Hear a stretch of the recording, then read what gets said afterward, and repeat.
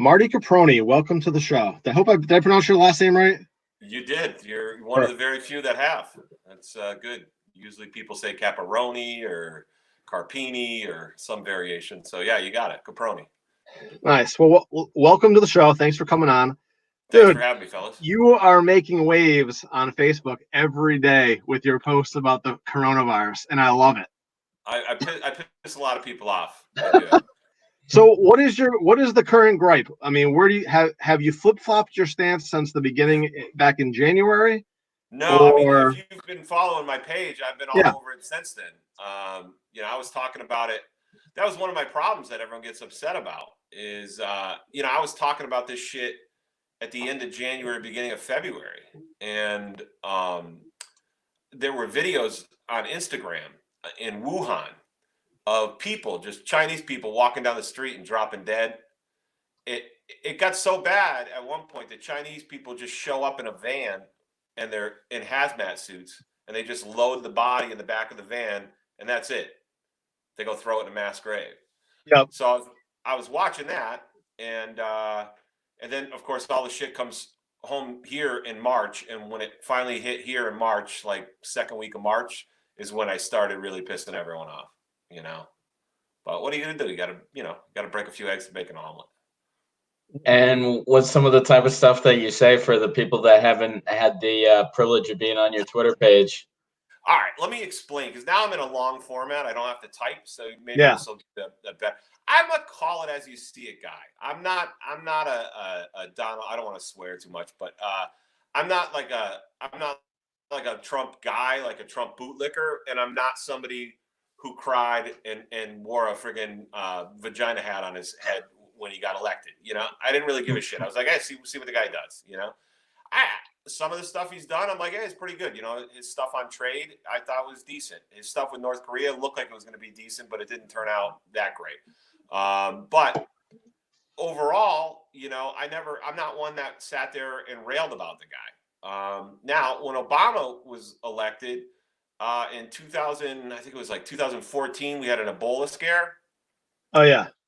I remembered that movie Outbreak. You remember the movie Outbreak? Yep. So I was freaking out. I was all over my page giving him shit like crazy over that. But I was wrong, because it turns out, you guys, I'm a nobody. I'm dumb. I don't know shit. So I'm not an infectious disease specialist. I was terrified. I fucking bashed him like crazy. We had like 4 cases here, and I was like, oh, here it comes. We're all going to die. And then they knew that it wasn't going to spread, so it went away.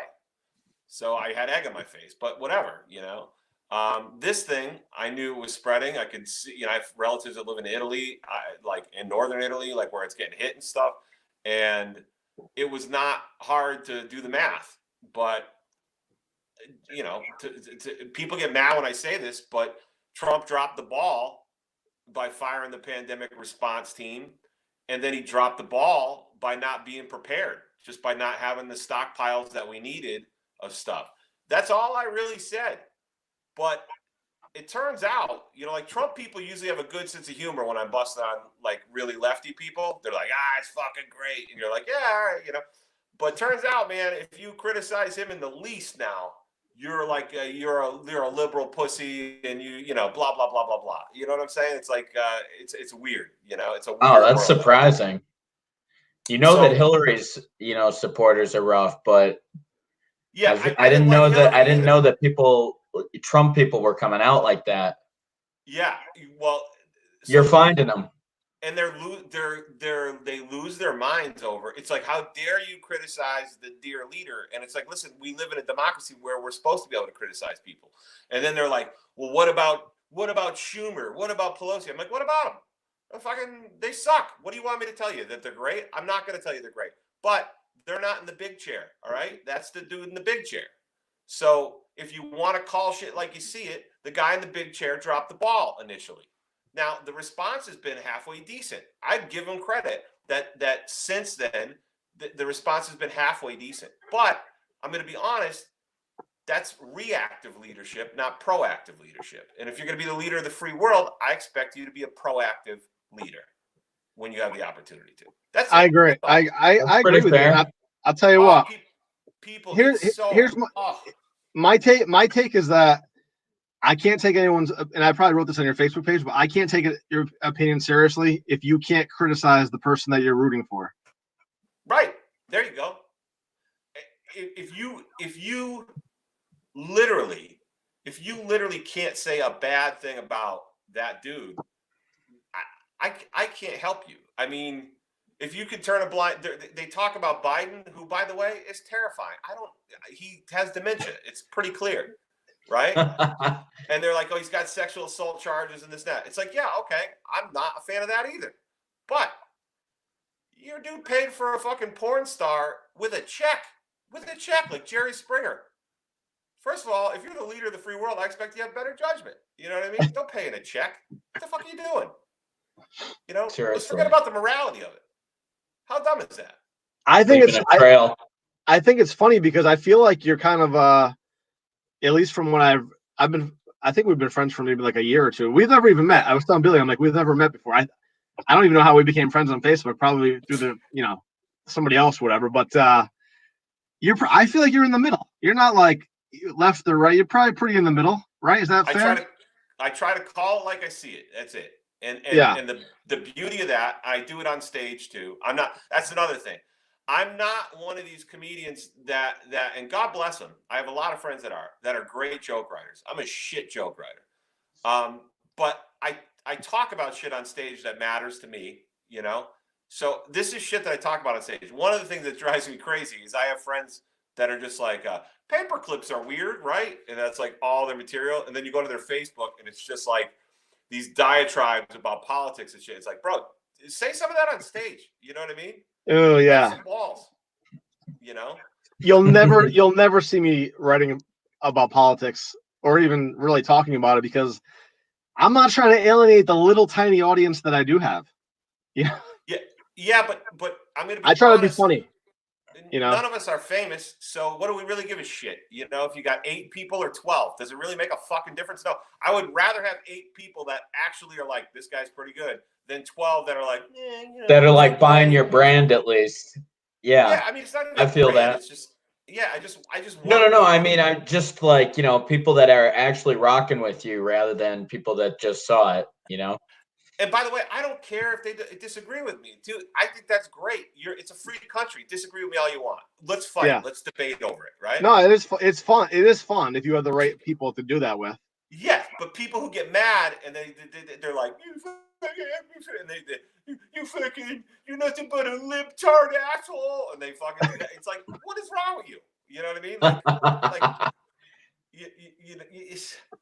it's so annoying. The whole thing's annoying. Everyone's full of shit. You know what I mean? The whole thing's annoying. Billy, do you have a stance either way?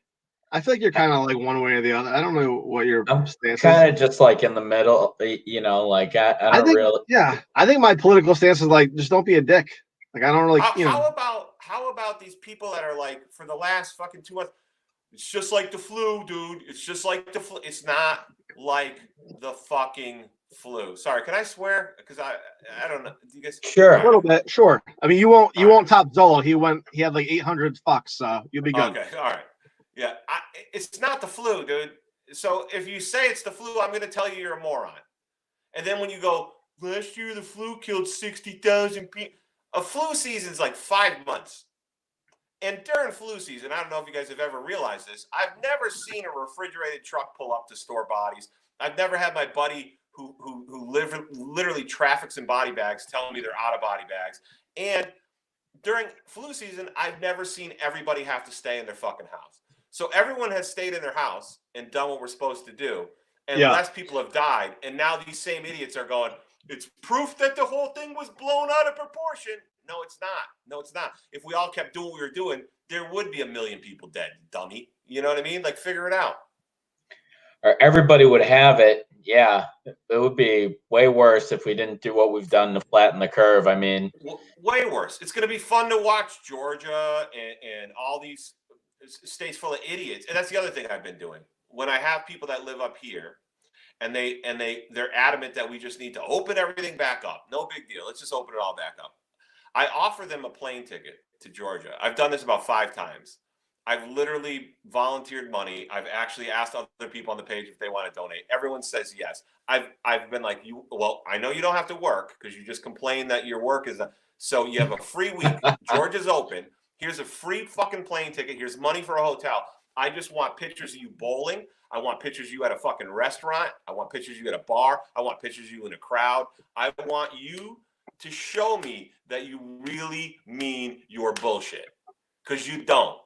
And how is bowling an essential business, by the way? I noticed you saying bowling. Don't you think that's funny that that's one of the things that they have opening up? Dude, bowling alleys. A bowling alley is like a place where this shit probably should come from. You know what I mean? People are sticking their hands at a ball that they all stick their hands into. You put, where else do you put someone else's shoes on 65 times a night? You know what I mean? Sounds like the last place I want to be during this. Right. But Ed, a bowling alley? I was in a bowling alley.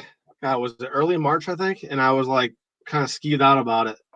This is before it was like a week before the lockdown happened, and I was like, I went home and took a shower, and I remember I went home and took a shower, but here's the thing. Here's the thing, though, and I'm like, you read stuff every day, and it like messes with your mind because you can read 1,000 different things. But one thing that I do believe is that eventually, for a virus to die, from what I've been reading, is that you need herd immunity.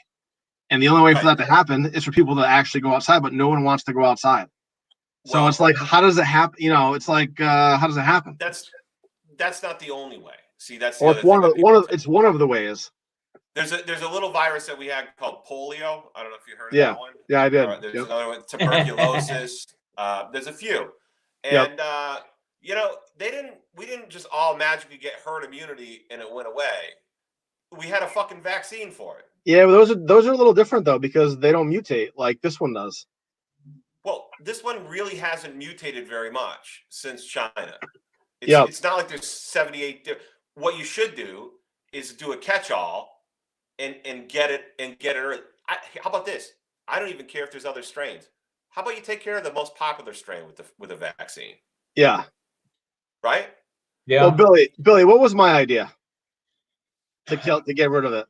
Your idea is to let everybody out there, isn't it? No, it was to keep everyone in their house for a month. And grown snipe anyone who leaves their house. Exactly. Yeah. It's another way. Yeah, I guess if you want to do population control, it's another way. Right? Well, here's my problem is that we're not doing it correctly. It has to be all or nothing. It can't be, you guys can work, this can be open, that can be open. That has to be one of the has to be one or the other. That's not true either. See, why? Ed, I'm going to help you because I feel you're a good guy, but I feel like you live in a world of black and white and there's no gray. That is true. That's actually true. I do. I'm extreme one way or the other. Yeah. And that will get a bunch of people killed. So let me tell you what you need to live in a gray a little. We need transportation. We need trucks to get products and services. We need food. We need stuff. We need commerce to continue. Okay. There are certain industries that are not necessary right now, that it's good that we don't have those industries. I'll give you one because it's close to fucking home. Comedy. There is an industry, all right, a comedy club, which I love, and my friends all own, and my friends all work in them. But if I have to choose between, can I do shows in the next 6 months, or is my dad alive? I'm going to have to take my dad being alive. Do you understand what I'm saying? Now, yeah, no, I agree. If you say to me, the next 6 months, you can't eat any food, I'll kill my father myself and I'll eat his bones. You understand what I'm saying? I'll be like, you had a good run. You're 82. Let's go. You know what I mean? I'm going to make some jerky out of you, you know. But look, the reality. So it's all about how brutal the term is that we're locked down for, kind of. It's all about what's sustainable and what's not sustainable. And all these people that are bitching about the economy, that are crying about the stock market and everything else, need to understand something. The stock market hasn't been a true reflection of the economy in this country for 30 years. It has been nothing but a Wall Street fucking casino. That is all it is. So when people are like, the fucking market's up, does it affect you? Maybe your 401k you're not going to see for 30 more years. How's it look now? How great is it now? It doesn't look good now. I don't even check. I have mine right here. It's actually it's like 3% off of its high right now. Right, but do you understand my point? There's Yeah, a reason for that. Yeah. If there's ever been a time for people to realize how bullshit that is as an indicator of the economy, it's right now. Because the economy does hurt right now because no one's working. But fortunately, we all got some crumbs from the stimulus package. Not a lot. Not a lot. Just so you know, just in case people are keeping track, that was another thing. 1.5 trillion. 3 fucking days in. Wall Street gets 1.5 trillion. Like that. Both parties come together, pass it, no problem. Yep.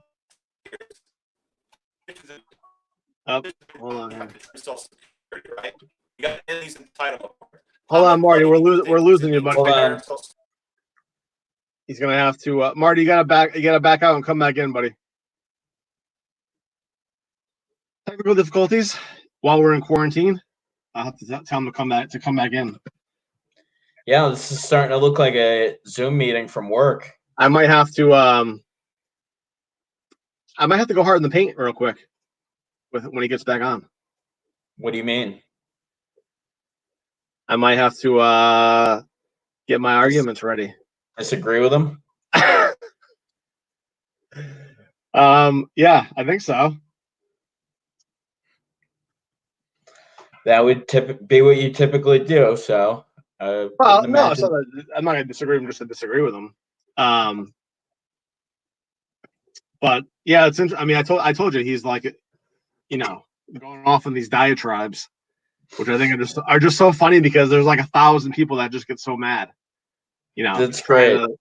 Because what people do is they'll search for comments that they don't like, and then they'll try to find that one article that backs up what they're saying, regardless of where it comes from. And I have no idea. I try not to argue with anybody because I don't really know anything. What do I know? Yeah. So where is he from? Like, he does stand up around here. I guess we'll have to find out when he comes on. Yeah, I believe so. He was saying like all of his friends do. He's been touring all over the place. Yeah. Marty, we got you, buddy. Yeah. Can you guys hear me? There you go. Yep. Sorry about that. That's Big Brother shutting me down. There you go. So I'm trying to remember where I was exactly in my losing my mind. You were talking about the economy and how you think it sucks. Yes. 1.5 trillion Wall Street got 1.5 trillion in 3 days. For 30 years, they've been talking about Social Security and Social Security entitlements and how we needed to do something because it wasn't sustainable. How much money do you fellas think is in all of the Social Security Trust Fund? I have no idea. How would I know that? 2.9 trillion. Sounds like a lot. So Wall Street got more than half of that in 3 days. But in 30 years, we can't figure out Social Security for fucking old people and people who are sick or dying. No, hey, you don't have to tell me. I am like a far right conservative capitalist, and I do not believe in bailing out companies that mismanage their money. There you go. If you use your tax breaks to buy back your stock to pump it up for your shareholders, and then 3 weeks of not being open ruins your company, then those executives should be in prison for the rest of their life because they're stealing money. What about in 2008? All the people like the Mitt Romney conservatives that said we should let Big Auto fail because they didn't do their homework in 2008. We should let them fail.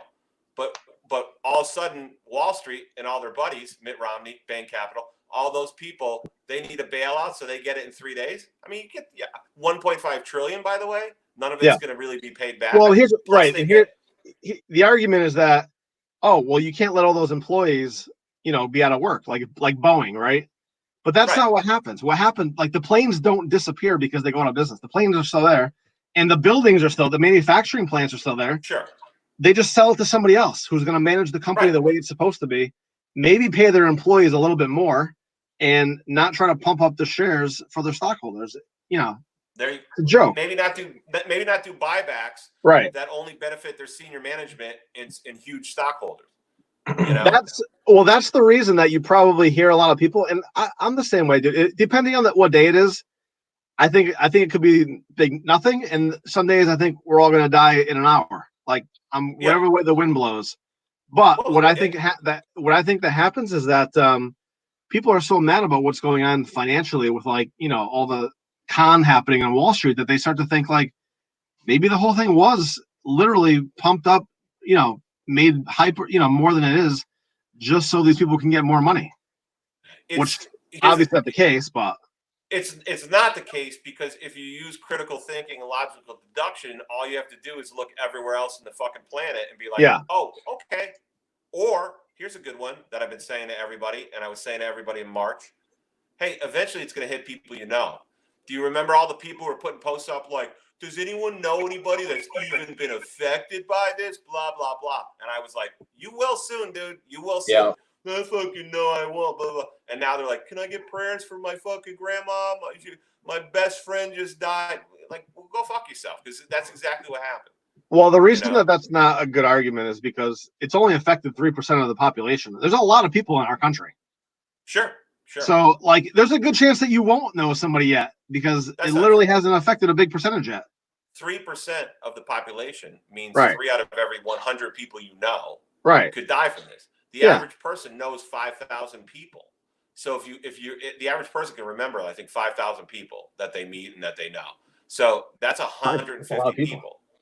Yeah. It's a pretty big Rolodex. Right. If you're somebody on Facebook with 3,000 friends, that's 90 fucking people. That's a lot of people. It's a lot. That is a lot of people. And the people that think like, well, I know it sucks, but we just got to do what we got to do. It's like, no, we don't. We can balance it. We can balance it. There are ways around it. Now, why is this making you more mad than other things? I feel like this one got to you. Is it because you're not able to work? Is that why? No, I mean, I'm always crazy, but obviously not being able to work is a fucked up feeling. I mean, look, I lost an amount of money in a matter of a week with cancellations to shows that if I told you, you'd be like, first of all, I don't even believe your career is that good. Second of all, you would be like, I feel terrible, right?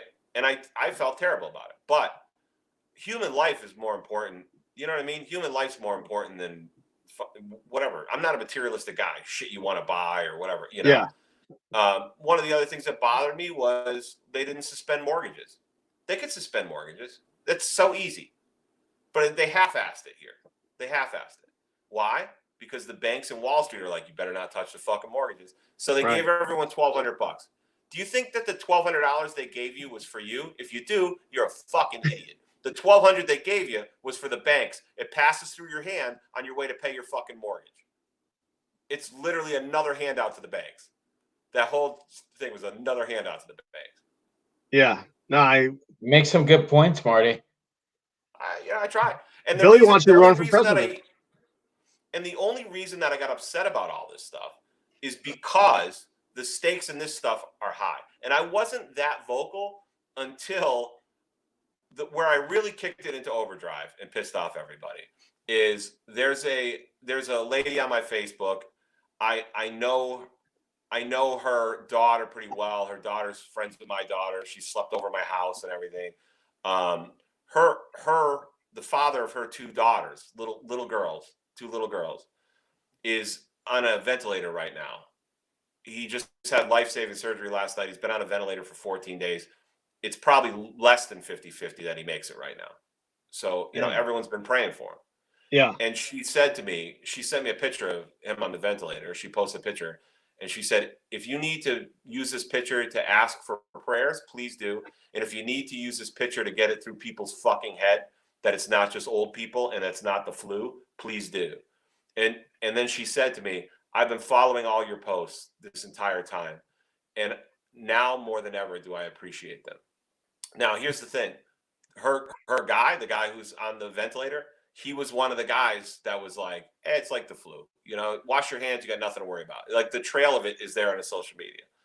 And I feel terrible. I feel terrible for him because he was sold a bill of goods back in March like everyone else was. Don't worry about it. It's not that big of a deal. Blah, blah, blah, blah, blah. Well, it is a big deal. It's life at stake. Your life, my life, your parents, your kids. It's just people's lives at stake. The economy is important. Don't get me wrong. But it's weathered worse things than this. I obviously that's of course. However, the downside to that is that, when you're Scotch, by the way. when you're in isolation, there's like, scientists that come out and say that also lowers your immune system. Those aren't scientists. What's that? Those aren't really scientists. Those are 2 ER doctors that they said were ER doctors. No, I'm talking about from 2000. There was an article from 2004 by just a couple of epidemiologists that or whatever they do down in Florida. I think it was the University of Florida, and they had said about prisoners that are in solitary confinement for a certain amount of time. If you don't come in contact with certain microbes or viruses, which that's how our body pumps up our immune system, we don't know what the ramifications are going to be from that. Obviously, that's one point.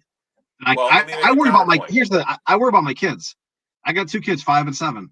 Their immune systems are just building up. They should be. I want them to be around things that can help them get that, to build up that immunity to other things as well, not just this one particular thing. Your kids' immunity, your immune system, more so than you're coming into contact with viruses and blah blah blah. Your immune system really depends on your diet, your nutrition. Oh yeah, of course, yeah. Your mental well-being. Well, isolation is not good for that. No, it's not if you don't manage it. I mean, if you're on my Facebook, you see me. I'm out walking every day. Yeah. I've dropped. Oh yeah, me too, pounds. man. It's I'm literally doing whatever I can at this point. I drink green tea every fucking morning, like a little old lady. I'm doing stuff to try to keep my immune system strong. But first, the point I'll make about that study that you're citing is that it came out of Florida. So right there, you lost me, because if there's ever a useless state, I'll send you the article, but it was interesting. Okay. There's a lot of things that are interesting, but not necessarily true. Don't get me wrong. I'm telling you this as someone who I haven't left my house in what is it, May 6th? 8 weeks now. Yeah. So, do you go outside? Yeah, I go outside and play baseball with my kids. Go outside, go in the yard, get some vitamin D, some sun. But I do. Here's the thing. I do think that it's probably safe for so if your neighbor wanted to come over and sit in your driveway and you were on the other side of the driveway, I don't think that's a problem. I don't think that's a problem. Unless your neighbor just hung out with 35 other people and is carrying the I'm talking about if you're 10 feet away. If you're 10 feet away. Oh yeah, I did that the other day. I was out driving. My friend was in her driveway. I stopped. I talked to her from 10 feet away. That's to see someone's face. Right. But you understand my point. Yeah. The point that you need all these microbes and everything on your face and these viruses and everything is not. It is so far down the list of shit that you need for your immune system. If that's the case and you truly believe it, you should take your kids, take them down to the hospital. Just have them hang out in the lobby at the hospital. Just hang out. There's a lot. Well, that's different. That's different though, because they've shown that's the viral load, right? Isn't that what that's called? Yeah, wouldn't that be the best way for them to build the strongest? No, you gotta. That's like getting beat up by 100 people, dude. You need to lift 10 pounds, then 20 pounds. That's how that works. It's like working out. Are you just talking out of your ass? Because I feel like you're not. When he goes to workout talk, he's talking out of his ass. I looked it up. Yeah. You looked it up and it said you got to work out slow. You got to start with a few viruses on your face and build. No. It said obviously it said dirt. You want to play. Playing and getting dirty is actually good for you. Yeah, you know where they can do that, Ed? In your fucking backyard in the sandbox. Yeah, but there's a balance, Ed, of how much dirt you want to get versus getting thrown into the coronavirus or getting a little dirt. Obviously, I'm not gonna go in public until they tell me that. You know what dumb people do? This is what dumb people do. Dumb people try to find one small point and hinge an entire argument on it. Billy, did I not just tell you that when he went off? Did I not just tell you that? What? I said people on Facebook, they'll find something that someone says, and then they'll go search for that one article. What's the latest thing now? That site says. Yeah. Everyone's going, the fucking virus was made in a lab, and it shows that this is okay. I'll give it to you. Maybe it was made in a lab. I'm going to say that. Maybe it was. Can I ask you a question? if your grandma is if we put your grandma in a crosswalk, okay, and we go, look, there's a bunch of stolen Chinese people that stole a bunch of buses. They're driving them all over town. They're blowing through crosswalks and killing old people like crazy. We're going to put your grandma in the crosswalk, but we hope that if it does hit her, that you guys know it was a stolen bus. It wasn't our bus. It was a stolen bus. It wasn't a natural. The bus didn't just roll into her. She died. Who gives a fuck? My grandma's still dead. Do you understand what I'm saying? I don't give a. Stop talking about where it came from. It's not important. You don't care how it generated, just that it's affecting. Hey, let's find that out later on. And if they did, let's go to war. I don't give a fuck. Sign me up. Who gives a shit? Bomb. None of that matters. Didn't they already say that it was they said it came from a lab, but it wasn't like it was man-made, right? Didn't Fauci say that? He said it was or someone said that they were like doing research like scientists do, and then someone got sick from whatever they were working on. So technically, I guess, man, I don't think it was. Obviously, it's not man-made, dude. Humans aren't smart enough to make this. Let's say they were. Let's say they made this virus and it escaped. You want to know something? Here's a crazy thing. Do you know Lyme disease? You ever heard of Lyme disease? Yeah, I'm from Connecticut. Yeah, old Lyme, Connecticut. The origin that no one ever talks about it, that everyone knows but no one admits, is there's a place in Long Island Sound. It's an island. It's about 4 miles off the shore of Greenport, Long Island. It's a small little island. It's called Plum Island. Okay, I used to drive by it on my parents' boat all the time. There's signs all around it. You could get shot if you pulled your boat up on it. You could get shot on site. Okay, it was a bio-warfare facility. They used to have cows out there that were chewing anthrax out of the soil. They would do all sorts of crazy experiments there.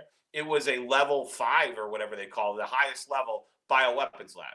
No one ever thought that when they were fucking around on that island, they forgot that deer could swim. And one deer, all it takes is to swim 9 miles from there to Old Lyme, Connecticut, and all of a sudden you have Lyme disease. That's interesting. Okay. Now let me ask you a question. Do you give a fuck about the fact that that's where it came from? Right. If I go, I could give you this or I could not give you this. Let me tell you, you don't care. You don't care because you're sick. So why do we care about? We shouldn't care right now. It's a conspiracy. It's people who don't understand probability and statistics. It's people who don't understand science. And I'm a big fan of logical deduction, deductive reasoning. And this is a crazy one. There's an old. Are you familiar with Occam's razor? Oh yeah, yeah. It's Occam's razor. This whole thing is Occam's razor. The most likely scenario is the scenario. And honestly, if it's not, why don't we err on the side of caution just in case? Yeah, no, obviously. I mean, well, what would you have done if you were the leader of the free world?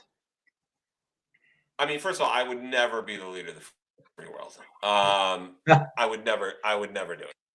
That would be terrible for everybody. And I'm an idiot. I'm a self-professed idiot. This is the other part of this. Like, I'm a pretty smart guy for an average guy, but I do not have the intellect that it takes to lead the free world or probably any organization, really. That's probably why I tell dick jokes for money. The reality is, but if I was, I know one thing. I never would have eliminated the pandemic response team. And they keep saying, well, we rolled it into the National Security Council. But that's bullshit. They fired the whole team. There's a tweet from one of the guys on the team saying, we all are fired and we are now woefully unprepared for a pandemic that I'm sure we'll have in the next few years. You know, there's a reason, you guys, that a lot of times we have had viruses pop up in places like Africa, in places like China that haven't made it to our shore. Because we pay a lot of fucking money for people to manage those things.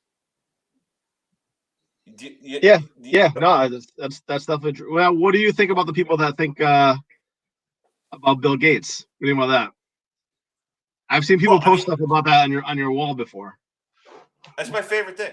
Bill Gates, I'm just going to call it like it is a nerd, okay? He's a nerd, a real smart nerd that in his garage changed the entire world. The guy's got more money than anybody on the planet. And what did he choose to do with his money? Give it all away. And not just give it away himself. He sat there and thought, how can I make a big impact in the world giving away my money? And he made up a giving pledge for all the other gazillionaires like him to give their money away. And he basically shamed them into signing the pledge to try to make the world a better place. Now, do I agree with the guy on Common Core? No, I don't. I think sometimes nerds shouldn't be doing shit other than nerdy shit. But his wife, I think, had a medical background, but they realized when they sat there like two geniuses and figured, how can we make a big dent in the world? They realized we can do that fighting malaria, because malaria is an easy thing to fight. It doesn't take a ton of resource and money, and it kills the most people, just not here. No one in the United States is dying of malaria, but in Africa, in Asia, like, people are dying of malaria. So that's what they did.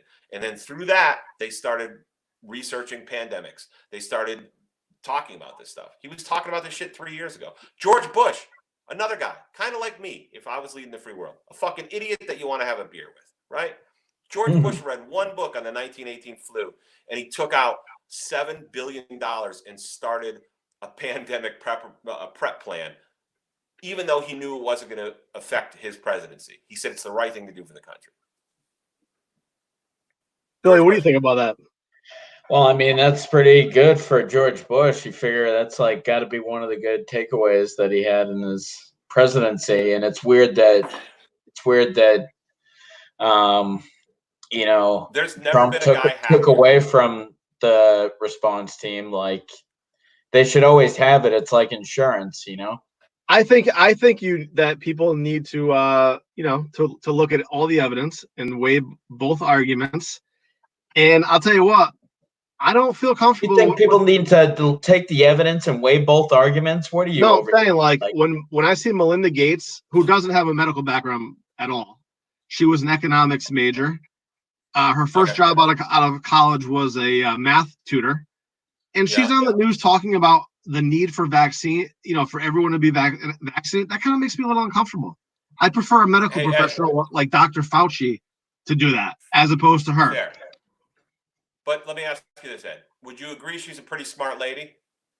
Maybe, yeah. I mean, yeah, she's smart. She went to Duke. She was an economist that landed the richest guy on the planet, who's probably one of the smartest people on the planet. I'm imagining he didn't marry a fucking idiot, right? I would imagine he married someone very smart. My brother, probably. Not a lot of dumb combos. Right. But that doesn't give you a medical background. It's not Netflix and chill over there. Time out, Ed. I'm not done. Okay. She has spent the last 15 years of her fucking life in this world. All right.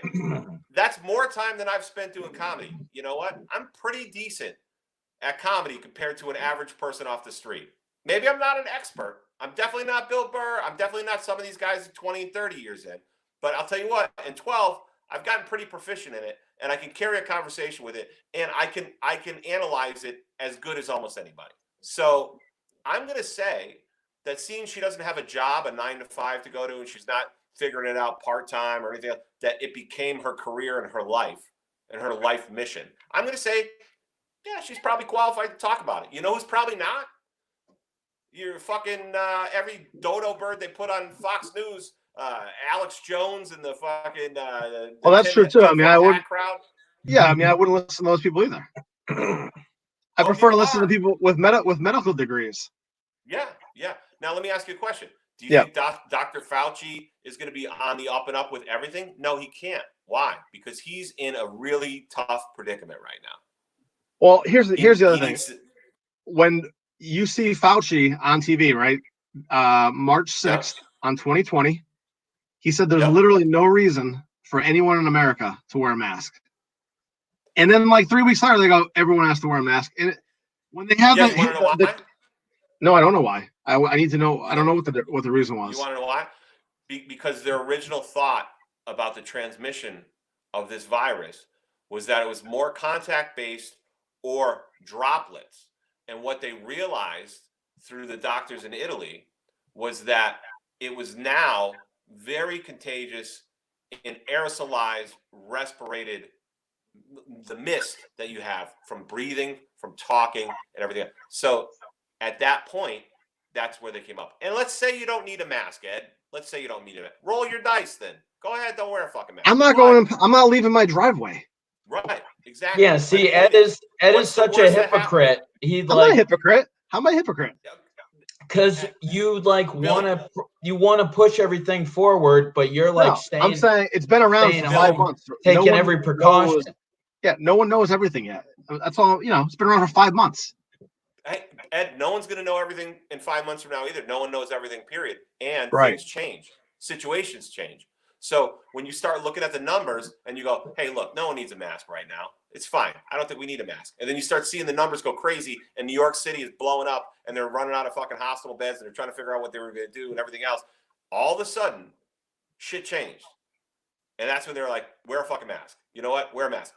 Does it prevent it? Maybe not. Maybe so. Maybe doesn't. But what's the worst downside? Are you wearing a mask? I don't see you wearing a mask in those videos you post. I've got. First of all, fuck you. Second of all, I've got sterile gloves and N95 in my car for when I have to go into a supermarket or enclosed space, and then I have a regular surgical 95 when I hike, when I'm doing those videos. Wait, do you reuse I have an N95. Do you reuse it? I do. Yes, I do. I couldn't figure out if you're allowed to reuse them or not, or how to wash them. People will tell you you're not because people are fucking dumb. It's not hard to reuse a mask. First of all, put it in the sun. Put it in the sun. Let UV light hit it. Okay. I'm going to err on the side of caution. I only have 5 N95s, so I cycle through them.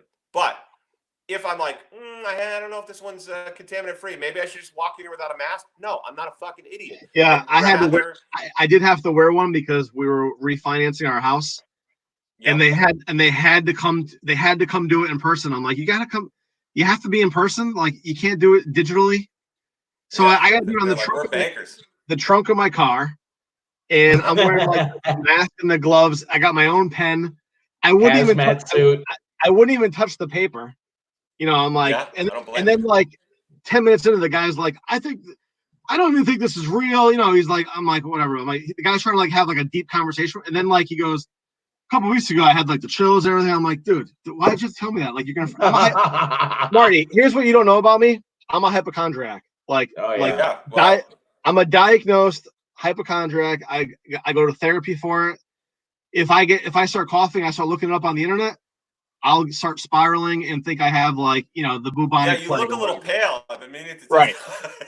So that's why, for me, I'm trying to be as hopeful as possible while also erring on the side of caution.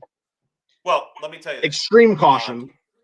You just said phrase that I've repeated that nobody can refute, which is, why don't we just all err on the side of fucking caution? Yeah. Why don't we all just do that? Why don't we all err on the side of caution? But I do think there's a lot of things that are closed, at least in Massachusetts, that don't have to be closed. The golf courses, they don't need to be closed. Golf courses? They may open. They should open. Fine. One guy to a cart. Absolutely. One guy to a cart, 6 feet apart. Yeah. The only state with no golf. Yeah, don't touch the pin. I mean, hand sanitizer at every green. Hand sanitizer at every green. So after you grab your ball and it's been rolling around, you sanitize. Right. And go on. What do you think about the parks being closed? Since you're out walking in the parks, are they closed where you are too? I walk. Here's the thing. I walk in the back way. Okay. So the state parks are closed, but if you're not, if you know where you are, you can go in. Well, what are your thoughts on that? You want to know why? You want to know why that stuff needs to be closed? Because everyone's going to go there. Because the general population in our country, at least 50% of it, are fucking idiots. It doesn't take a rocket scientist to know that. Now, okay, here, let me ask you this, which is, by the way, the name of the show. What would be the downside to this scenario? What would be the downside to opening the country up, right? Keeping the stimulus going and saying, hey, if you want to open your business, you can open your business. If you want to partake in going out of your house, you can. Those who don't want to, don't have to. Mortgages still, let's just try it for 3 months. Sure. And and just see what happens as like a just to see. What's the downside? Yeah, I what don't would be know, the a bunch of downside? fucking dead people. Ed, probably a bunch of dead people would be my first guess. But I'm saying it wouldn't be anyone who doesn't already know the risk. People are dumb. Do you understand? Our society is dumb. Well, you know that. Yes, I do You've know been that. to a mall before. Yes. Have you been to a mall before? Yeah. Have you been to an airport? Do you trust the fucking animals you see walking around a mall or an airport? Do you trust those fucking people to just, I know the risks, and calculate it and do okay when your fucking ass is on the line? Because that's the guy next to you in the grocery line at the deli mart. That's the fucking guy at the gas station before you. No, you don't trust them because they're fucking idiots. That's the reason why someone has to be like a big daddy and tell everybody what the fuck's going on. People I guess I can see that. So maybe we have to do like two grocery stores where the safe people go to this one. And so what are you advocating for? I just want people to I just want the world to come back to normal, man. That's all. I want to be able to go, Hey, do Ed, stuff. you know who else does? Ed? Who? Fucking everybody. There's not well, at least one we're on the person. same side there. I haven't met one person that said, man, this quarantine's awesome. I hope it never ends. There's not one person. It's not one person. Right. There's not. If you're married and you're stuck home, good quarantine, with wife and kids and shit, you want to kill yourself. If you're single, you want to get laid. You want to go to a bar and get laid. You think that everybody's just like, this is awesome. This is so great. I get to spend so much time to myself in my own head with my own thoughts. This is fun. No, it's not fun. It's terrible. Okay, it's so terrible. Again, what do you think the solution? What do you think the solution is? And I'll tell you what I think the solution is. We can debate that. Here's the best part. First of all, just full disclosure. I talk about my dick for money. I'm not a bright guy. Okay. No, you're pretty smart. Where are you from? Where are you from? You're from Connecticut, right? Massachusetts, Western Mass. So I thought you lived. I thought I saw that you grew up in Connecticut, or you lived in Connecticut at some point. In the summer times, my parents had a little boat in Connecticut, so in the summers I was down in Chester, Connecticut. I was gonna say, if you're from Connecticut, then I'd say you're one of the smart ones. But I'm in Western Mass. We're in a hot spot. My county is one of the hottest spots in the state for COVID. But let me say this: I don't know what the solutions are. I advocate for the solutions to listen to. I know this sounds crazy, but the people who've dedicated their whole entire professional lives to becoming educated doctors and microbiologists who specialize in pandemics, who specialize in the history of pandemics, who specialize in the probability and statistics of how a pandemic happens. Hold on, Veronica says always use hand sanitizer after touching your balls. Very, very funny. That would definitely be Veronica. She's very funny.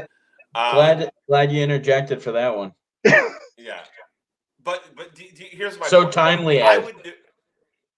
I mean, we had a golf discussion like 5 minutes ago. Yeah, right. I would prefer to listen. Listen, I would prefer to listen to those people. But let me say this, okay? I don't want to be sitting here any more than you guys do. I also don't want anybody to die. So there should be a balance somewhere in there. And I don't care if they're old or immunocompromised. I have a friend whose father just had surgery. This shit could end his life. That terrifies me. My father's 82. That terrifies me. Yeah, I love old people. I have a lot of old people that I love and who are immune compromised. You want them dead, Ed. No, I can see it in your eyes. And it's like I could just roll through a bunch of old people. That's it.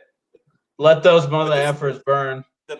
The crapshoot of this shit is it doesn't just affect old people. You're right. It affects more old people, but it affects people who aren't that old. Judging by my personal experience and knowing people, one of my friends, their best friend who's 30 years old and an athlete, a baseball coach, dead, perfectly healthy, picture of health. This other guy that I know, 46, 48, on a ventilator for 2 weeks. So, I mean, if you want to roll the dice, go ahead, I guess, but to me. Right. So what do you think what would your solution, what do you think it would be? Yeah. What is the solution? Before you be comfortable. The number one thing that has to happen, and this is just common sense shit for me, is they need to start doing antibody testing. Who's been exposed, who hasn't been exposed. So who's already been exposed, who hasn't. Right. The people who already have the antibodies that they've been exposed, they should have the ability to go back and work somewhere if they want to go back and work. Okay? The people who haven't been exposed yet, those people, you got to calculate the risk for them to return to whatever semblance of the world.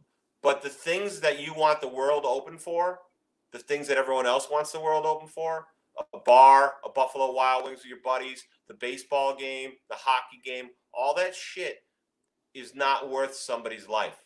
And I say that as somebody who is an entertainer, who my livelihood and the thing I love more than everything on this planet is entertaining people. But it is, they always say laughter is the best medicine. Turns out, not really. Medicine. If it was, this would be great. Yeah. Laughter is the best medicine when you don't actually have medicine. Medicine, right. Fast track of a vaccine, which they're working on really, they can't, really okay, hard. You know what? They can't do that. You need a good year of testing for a vaccine. They're not going to be able to do it in 3 weeks. You know? Not 3 weeks, but 6 months. I mean, possibly, but 18. you know, they need 18, a lot of data. Now, I'll tell you what. Here's where I'm at. January 3rd, I was at a conference at Foxwoods, I think it was, and for work, and we were like joking around about the virus. This is January 3rd. Yeah. Now I'm wondering why our intelligence agency. I'm a nobody. If I knew about it January 3rd, how does our intelligence agencies not know about it in like November or December?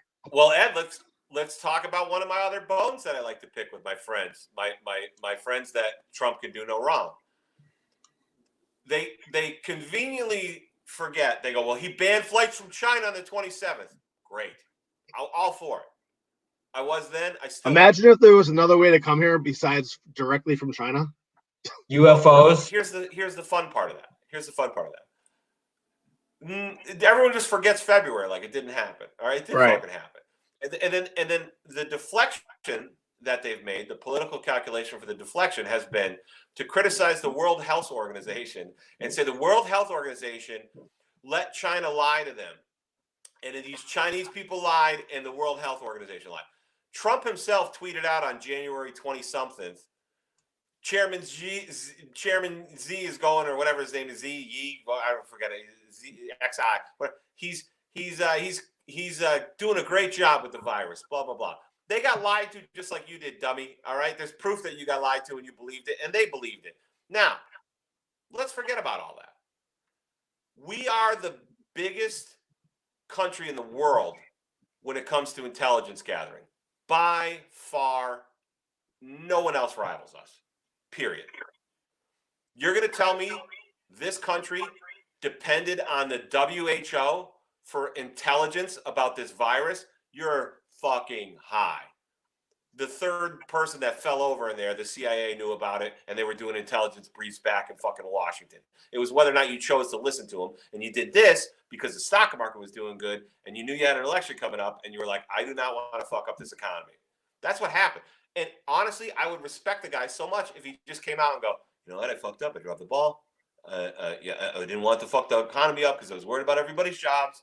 And it turns out I made a mistake. I would say, hey, no one's perfect. Hey, let me know when you see a politician that apologizes. Yeah. I was gonna say, how realistic is that? Really?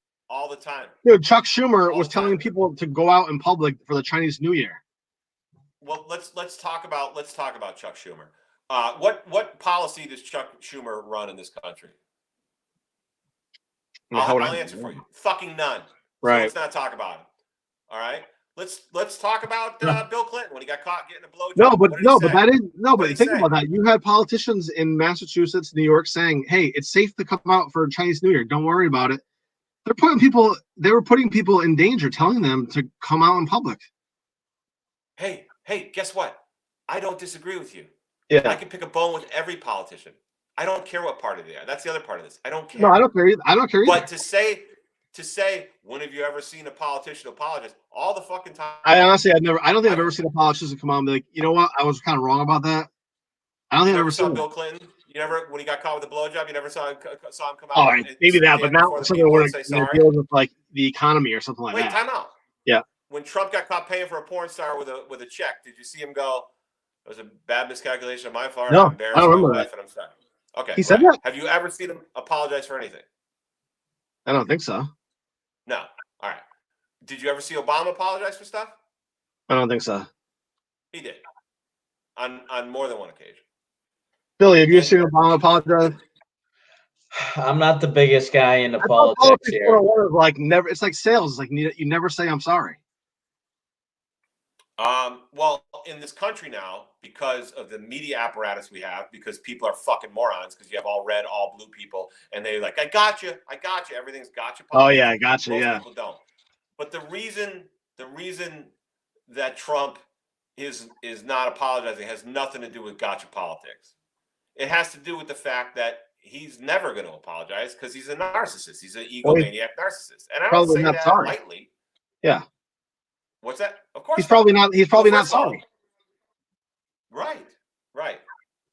But you don't think even saying this, maybe we could have done a better job. Maybe somewhere the ball got dropped. But I'm working my hardest to make sure that things going forward are better. You don't think that people would be like, okay, shit. Yeah, well, of course they would, but he would never. I mean, I can't see anyone ever doing that at that level. I mean, that'd be like a CEO saying, "Yeah, you know what? That was a real mistake that we made." They would never do that. In a Rose Garden press conference, they said to him, they go, "This is the one I watched. That was so funny." I don't watch CNN. That's another thing. I don't watch MSNBC. I don't watch CNN. I don't watch Fox News. The only thing I will watch is a presidential briefing. That's what I'll watch. So when he's doing the briefing and they said to him, "You fired the whole pandemic response team, blah, blah, blah." He goes, "Who fired him? Who fired him? I didn't fire him." And they're like, "Yeah, you did. You fired him. They were literally your reports." And then he goes, "I didn't. Tony, did you fire him?" He turned and he looked like, are you fucking kidding me? Just like, yeah, you know what? If someone in my administration messed up and we fired them and we didn't, I'll get the answer for you. And but it was just like, it's mind-boggling to me. How about this? How about, while my friend's dying, you don't send out a tweet saying you're getting great ratings with your press conferences? How about how about that? Yeah, I mean, that's probably not good tact, I wouldn't think, personally. I mean, is that the tact of a normal, rational thinking person? Probably not. I mean, that's no. No, definitely not. But I don't think Trump is that. That's the problem with our politics, though, is they care too much about like their voters instead of the actual people in the country. They care too much, Listen, you know who some of his shit terrified me was Bernie Sanders. Okay, some of it terrified me. But you want to know something? That guy, when he talks, I believe everything that comes out of his mouth. Yeah, I mean, how can you not? I mean, he's been saying the same thing for 30 years. That's a guy. This is why I would vote for him for president. Okay, and people think I'm crazy, but this is why. He's a guy, when 9/11 happened. Were you alive? Were you young? Like, would you remember 9/11? Were you an adult when it happened? Thank you. I appreciate you saying that, but yes, I was I was in college. I was a senior in college. Okay, I was in my 20s when 9/11 happened. I remember it like it was yesterday. We all wanted to. We were all like, "Fucking let's turn the Middle East into a glass parking lot." Yeah. We were all fired up, dude. And Congress was like, "We're going to war." They did. And only one guy out of 465 people or whatever stood up and goes, "Guys, wait a second. I don't think this is a great idea. Hear me out. I think we're going to get caught in a long-winded war. We don't really know if there is even weapons of mass destruction yet. And I think this is just a way for us to end up in a war that can go on for decades and will bankrupt this country. We should spend that money here at home instead of wasting trillions overseas." And everybody was like, "You fucking commie, fuck, unpatriotic people." I was one of them. I was like, "Fucking you commie piece of shit." That guy had the balls and the moral compass and the vision and foresight to see it, say it, and then stand by it. And then history bared it out. And I was like, that's the biggest presidential mistake that I had seen happen up until this one in my lifetime. Right? So I was like, That guy who has that kind of balls is a leader. Whether I agree with him or not, he's a smart guy and he's a leader. Yeah. I mean, there's no denying that. And it'd be interesting to see what happens moving forward. With the Democratic Party, that's going to be fun. I mean, the other thing that I think is kind of funny is that when people are like, "This was a global conspiracy to get Trump out of office," right? Which I think is. Thing I've ever heard. Well, can I tell you? I'll tell you why it's dumb. Is because if this was their conspiracy, right, where they're like planning this, creating a virus, which is hard to do, it probably takes a long time to do, killing millions of people, whatever, and then the final part of the plan is to put Joe Biden up to win. It would be the worst plan of all time. Here's the funny part. If you were China and you were going to engineer a global catastrophe like this, would you maybe not release the virus in one of your biggest cities that is home of your weapons lab? Do you think that maybe you might have the foresight to do it, I don't know, somewhere fucking else? I'm trying to figure out,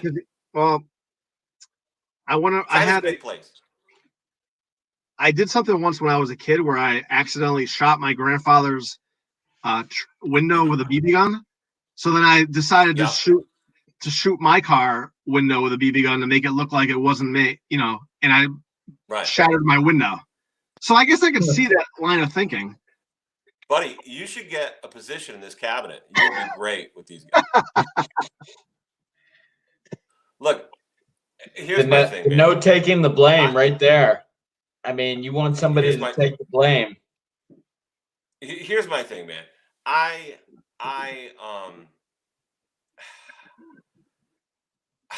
want to say this carefully. You can't believe Ed's that dumb that he did that. I think part of the equation of this problem falls on the Democrats, and I'll explain why. Okay?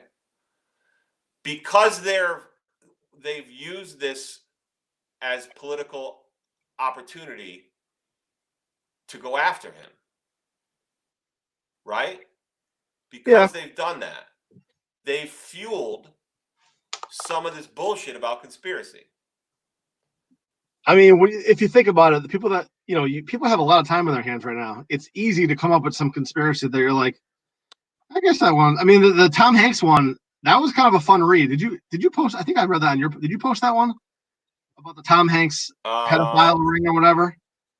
And but there's always a pedophile ring. Or maybe I read that on Reddit, and I was like, it was like 4 pages. I'm like, wow, someone really put a lot of thought into this. Yeah. There's gonna be a lot of great movies that come out of the quarantine, at least. I mean, I don't believe any of them, but a Netflix series. I like conspiracies as much as the next guy. You want to talk about Operation Northwoods, Operation Mongoose, MK Ultra? You want to talk about any of these? The Patriot Act? I could go on for hours. I love a good conspiracy. I think you've lost your marbles if you think somebody released this virus intentionally across the world in their backyard in the same town that they have a bioweapons lab in one of their major cities so that they could get Trump out of office. Are you fucking high? I know, Chinese intelligence isn't dumb. Chinese intelligence are pretty smart guys. Next to us, they're probably up there. So do you think that Chinese intelligence might know the latest presidential polls? They would have been like, here's what we got to do. Nothing. Right? So is this I mean, what do you think? Do you think will you perform in a comedy club if they open? That's a great question. If a comedy club opens and let's say it's August, September, and they're like, you know what? I think the numbers are going down. It's safe, we think it's safer. And we're going to open and everyone, half capacity or whatever. Are you performing or are you saying, maybe I'm not going to do that yet? No, I'll wait it out. I mean, dude, I'm like everyone else. I want to get back to work. Yeah. I'll perform. I just don't want to get myself or family or friends or loved ones sick. Yeah. So if I can assume that, because we live in a pretty rational state here in Mass, okay, I can assume that if we start opening up shit, we're not Georgia or Florida, we start opening up shit, I can assume that people who are smarter than me have deemed the risk reward fine to do. Okay. When I look at Georgia and a governor there who didn't even realize you could carry it asymptomatically a week before he was demanding that shit had to be open. Right. I understand they're trying to open for a political reason. Trump dog whistled all of them and said, we got to get people back to work. About just like the tweets about liberating, we got to liberate. How about this? A bunch of people with rifles and shit stormed the Minnesota state legislature to ask that they open and blocked the hospitals out front. Let me ask you a question. And they were like, good for them. Good for them. They're good. He was like, I think they're good people. Would you think, okay, well, fine. You're in the public eye now. Would you think those are good people who didn't want to open if we all grabbed because by the way, there are people who might be on the wrong side of this thing with you that might have guns, we'll say, right? So if me and 30 friends show up with AR-15s and show up in the White House, wouldn't that, because we're demanding, should he make a deal with us? Because that was what he said, make a deal. No, fuck you, make a deal. That's not how you make a deal. You don't negotiate with people who storm into your office with guns to make a deal. You make a deal by reaching across the aisle to the other party members and talking. That's what you do. You see these people, they're freedom fighters. They're out there, they're freedom fighters. And then you look at them and you're like, you're just a guy who played a lot of Call of Duty and bought a lot of stuff off the internet. Now, here's something that is interesting is that one of the negatives to, or it could be the reason that Georgia's opening up. When you open, I was telling Billy this, if you open up, you lose your insurance, right? Because a lot of businesses have either pandemic or active God insurance. Like my family's in the car wash business and, they have active God insurance. So when the states open up, that insurance goes away. So now you're not getting that money anymore, which people are going to go out. Like there's going to be even more businesses that go out of business and more poor people because now the money isn't coming in at all. And that's going to be a big problem. That's when our economy actually collapses.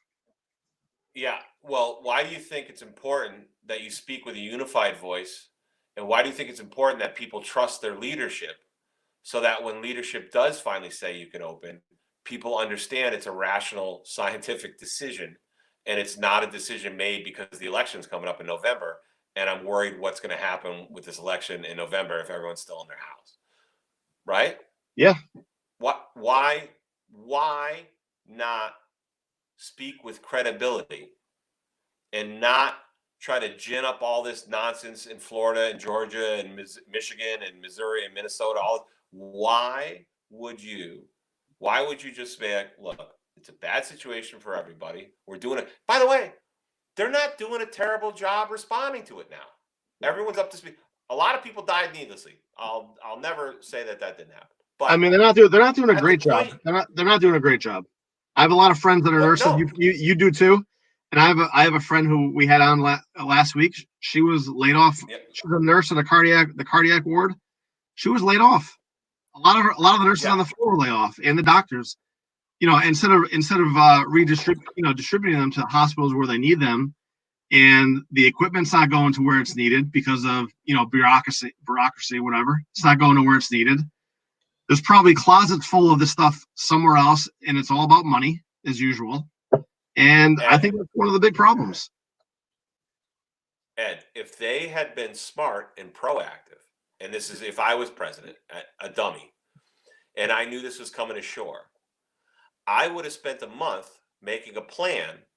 I would have said, well, how do we keep our hospitals open and still take care of these people? And I would have said, well, we're going to find in every major market a facility that we can turn into an ICU level facility with ventilators and everything else for COVID patients only. And that way we don't affect regular hospital business. Right? Wouldn't that make sense? Yeah. Yeah. I mean, you would think so. Now, you can't come up with all that shit on the fly. They did in New York. They came up with the Javits Center in New York because they needed to. It was last second. The governor was like, fuck, this is what I want to do. Let's make it happen. But if you had a good pandemic plan in place, that probably would have been a good place to start right there. I mean, New York is kind of an outlier because it's kind of like Italy. where it's condensed population, kind of like Boston. But I'll tell you what, if I were to reopen the country, I'd probably start with the least populated states one at a time, like Alaska. There they you pretty go. much Now are you're doing that, talking though, like aren't they? common sense. Common sense. If you live in rural Maine, and you want to have your fucking fruit stand open and your corner bar open, then fucking do it. Yeah. Right? Yeah. That might make sense. But if you're talking about Atlanta, I don't know if you've ever been to downtown Atlanta. It's a lot of fucking people. Just the homeless people you got to get to when you come into the airport. You take a train right into the heart of the city, and then you got to walk to your hotel. I must have went by 8 home. I paid a homeless guy $20 to show me how to get to the street because I didn't want to get mugged. Okay, so you're going to spread that shit in a city like Atlanta. You're going to spread that shit in a city like Dallas or Fort Worth or somewhere where you got some people in some dense population. You know what I mean? Like Dallas is probably a bad example. Chicago, a great one. If it breaks out in Chicago, it's a fucking wrap. Everyone's on top of themselves in Chicago. Same way they are in Boston. Same way they are in New York. Right? Yeah. Those aren't outliers. There's a point and a purpose to do it. Why do you think San Francisco's been locked down like crazy? Because in 1918, San Francisco was one of the cities that experienced that flu, and the historians there in the city understood what it was. Philadelphia, in the 1918 pandemic, opened up like fucking whatever, and the city got wiped out. Yeah, well, probably a little different back then, I would assume, but yeah, I mean, I think there's a lot of things that are going to have to happen for people to get back to work. So you will perform.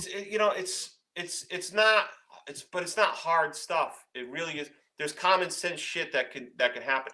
I'm not somebody who thinks everyone should just stop their life. I just think that the whole purpose of flattening the curve, right, was to make sure our hospitals don't get overwhelmed, like they did in New York, right? Yeah. So we're flattening the curve. Great. Right. But we're at a point now where it's like, should people take unnecessary risk at creating a second wave of these infections when we could have a vaccine? They say 18 months, but they're trying to well, they didn't have promise and over deliver. I saw an interview with a woman in Washington who has taken the trial vaccine. This is like 3 weeks ago, and I guess it's like a 12-week process where they'll find out how it's reacting or whatever to the antibodies to see if she develops the antibodies. That'd be interesting to see what the result. But that's only one person. Yeah. Yeah, I would definitely be interested to know the result of that. Plasma transfusions. They were having some success with people getting plasma transfusions with blood of people that had COVID positive antibodies in the blood. They've been having a lot of success with that in Worcester Medical. The guy I was just telling you about who was on a ventilator, though, they gave it to him and it did not work for him. Now, that doesn't mean that it won't work for some people, but that should be one of those things. If they come up with a solution that's a good solution, then that'll be good. Why? What did that guy just say? He said Billy. He said Billy is a stud. But before that, he said, "Open the country." I thought it said your buddy's a fool. He said, "Open up the country carefully," and then he said, "I now live in New Hampshire. Live free or die." Yeah, well, choose the latter, buddy, because that's he lives what in the get. he lives in the middle. All right, so have you are you like losing friends right now, or you? I don't take you don't strike me as that type of person where you're like, oh, never talk to me again. I hope you die. Right? No, that's the other part. I have friends that know me. Whereas Ed is that type. I'm an asshole. They know I'm opinionated. They know if I really feel a certain way, I'm gonna say it. But if they think that I carry it around, like if you think when I turn this thing off, I'm not gonna sit here and pick up my guitar and have a drink and to talk to my friends and have a halfway decent night, you're crazy. People were like, that was the other thing. They're like, I'm worried about your mental health. I'm like, you should be, because all my friends are dying. Not all COVID, but I have friends dying from other shit. I have a lot of shit on my plate. But that stuff keeps it all in perspective to me. However, if you want to talk about something like we just did for an hour and change, I'll talk about it all day long because I have an opinion. That's what I get paid to do, is deliver an opinion. It's not hard. Now, how do you stay sharp right now while you're out of like obviously you can write as much as you can, but like how do you make sure you stay like as sharp as you can without actually being in I don't clothes? know, Billy. That's a great question. I was asking myself today while I was walking in the woods because I don't know. Since I started comedy, I've only been off stage 9 days. Everything else for 12 years or whatever, I've always been on stage. So I know I've lost some chops. I know creatively, all the stress and all the bullshit of all this I can't sit around and just write jokes like I used to because I'm not in the mood to write jokes. I have no equilibrium. I was trying to explain this. Like when you're a comic, being on stage is like your center. It just centers you. It grounds you. You have a whole week where you might be getting crazy, and then Thursday, Friday, Saturday come, and you have shows, and you're back to normal because you're doing what you love. And then when you don't have that, you have no equilibrium. I feel like I'm tumbling over in space. But the one bonus I have of all this is that everybody else seems like they've lost their fucking minds too. So unlike the last 2 years, I've gone through my mom dying and a whole bunch of other shit. You know, my mom died on a ventilator, by the way. So I can promise you this: it's not a very nice way to go. And that's one of the things that's in my head when I'm passionate about this. You know, I will tell you. I walked around for 2 years feeling that same way, unless it was on stage. I just felt like I had no equilibrium. I was tumbling through. I felt like a zombie. I felt like everyone was living their life and mine was on pause. And I couldn't figure out how to get out of it. And I kept picking myself up, and then something else would happen. And then that started again, and then this shit happened. And then I realized when this shit happened, oh, this is kind of like a video game and you have the big boss at the end. This is like the last challenge for me to get through. But the cool part of this one, which is not maybe the best way to look at it, is that I'm not alone in it. I'm no longer walking around like I'm the crazy zombie. Everybody's walking around like that now. Everybody has no equilibrium. Everybody's fucked up. Everybody is not right now. Everyone's losing their minds. Justifiably so. You know? Yeah. No, you're absolutely right. Did you how long have you been doing comedy for? 12 years, right? Yeah, 11 or 12. I got to look at most people know their anniversary. I know mine was in May. I know it's coming up. I keep checking my Facebook memories because I'm like, is it 11 years or is it 12 years? Is it 11? Yeah. I know it's either 11 or 12. And when I say I've been doing it, like a lot of guys are like, I've been doing comedy 20 years, but they go on stage 3 times a month or whatever. Since I started, I'm on stage more nights of a week than I am not. You know what I mean? Yeah. And you know, I travel the country doing this, and the U.S. and Canada is what I love. It's become my job, which, you know, so I've lost not only my hobby, not only my passion, I've lost my livelihood and my career because I don't know if it's coming back, but it's something I worked this long to do. I could have been a fucking doctor for the amount of time I've spent doing this shit. So it'd be like losing your medical license after this. I take no joy in this. So that's when you say, like, if it gets open, will you do it? Yeah. If I'm not going to risk anyone's safety and they're telling me it's okay, yeah, I will. Yeah, I will. You set up like all your own shows. Like, how do the tours work and like the nationwide like how does all that work? I usually tour when I'm doing like stuff around the country. Most of the time, probably 70% of the time, I'm doing that with Jessie Mae Peluso, who's like my sister. She's like my best friend in comedy and one of my best friends in life.